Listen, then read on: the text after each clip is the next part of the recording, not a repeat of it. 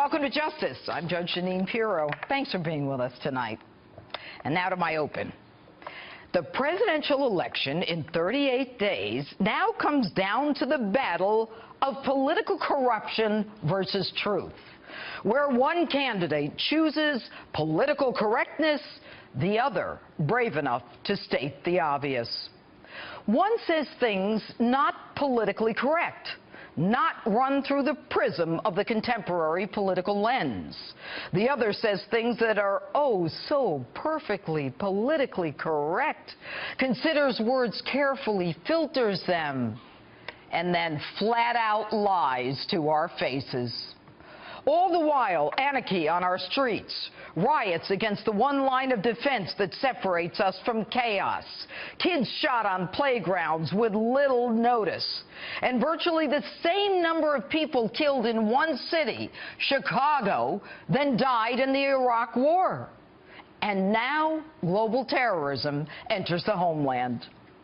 One candidate sees the turmoil, the other says everything is great and life is beautiful, and prefers to talk about name-calling and the implicit bias that we have.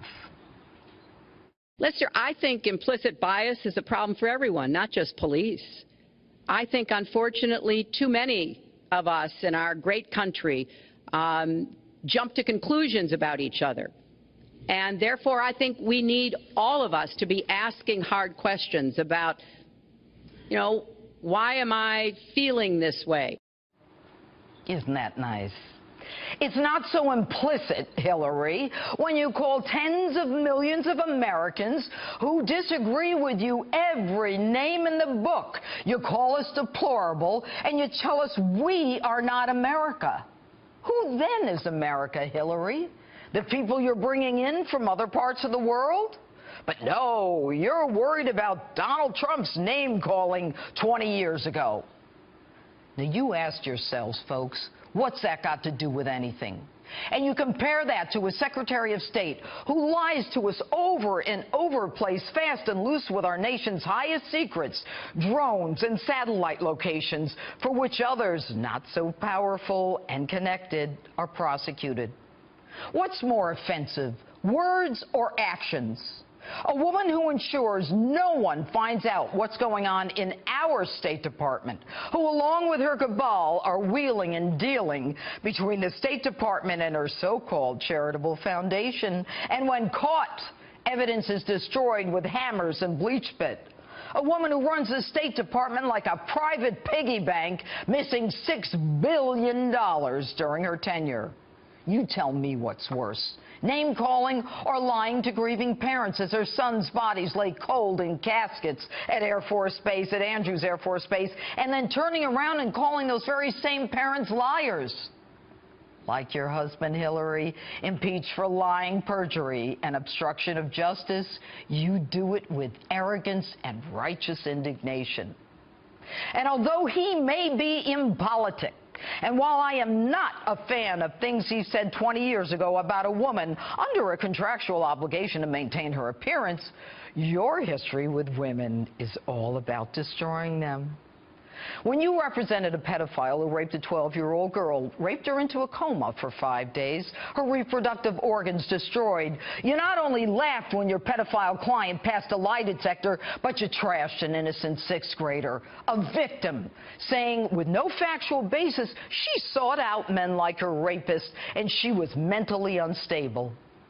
And you're offended by Donald Trump's words, but when presented with the atrocities of a group called Boko Haram by the CIA and the FBI, you refuse to take action against them and label them terrorists, a group that's killed 2,000 people and now straps explosives to little girls.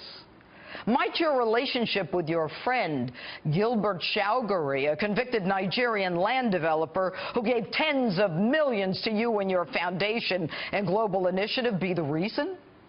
The way you, Hillary, and your progressives fight terrorism is with a hashtag, Bring Back Our Girls.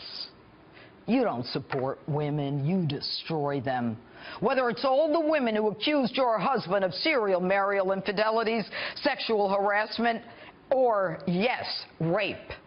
Instead of protecting that 12-year-old, protecting a college intern, protecting a woman who claimed to be raped, your job, ruin them. Destroy any woman who gets in the way of your ambition.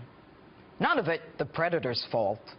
The war room created to assault the right wing, the crazy women desperate for attention, who wanted publicity, like Jennifer Flowers, who you said you'd like to crucify. You called her trailer trash. And Monica Lewinsky, you called her a narcissistic Looney Tune, until we found your husband's semen on her dress. And Juanita Broderick, who says you threatened her. And I don't know what you said about Paula Jones, but you and your husband had to pay her $850,000 for your husband's sexual misdeeds. And you call them all bimbos. She's gaming you, folks. She takes money from countries who stone women for adultery to death. They kill them. They throw gays out of buildings. They kill them. This is a woman who's corrupted the State Department, the Department of Justice, and now, I am ashamed to admit it, the honored tradition of the Federal Bureau of Investigation. What's important, folks, are not words. What's important are actions. What's important is how one candidate has chosen to lie about issues that involve the government of the greatest nation on earth. One candidate who has chosen to lie about how she conducts the business of the United States of America, our business, the people's business, the governance of our nation. And now that you know what she is capable of, what's more important to you?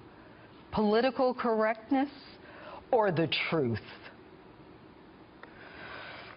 And that's my opening.